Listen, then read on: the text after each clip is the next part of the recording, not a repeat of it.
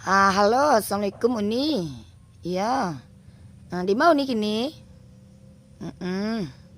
Apanya nih? Mananyon baju yang patang tuh, yang Uni pinjam kaden tuh, ha? Iya.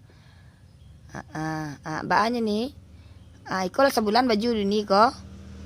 Petang dan telepon Uni kician alun sempat mantan leh. Ada telepon balik ya. Uni kician di laundry serama cuci. Iya. Kini apa lah sana nih lah? Kau ni pusakuan baju den tu.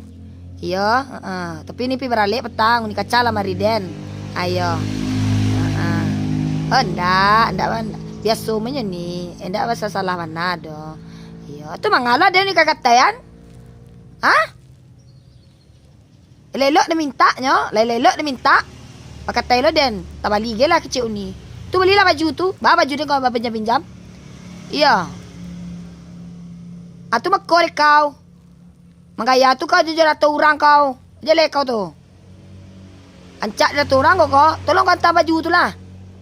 Paralu lo. Dia nambiak foto kau pakai baju dia tu. Atau dia posting di Facebook tu.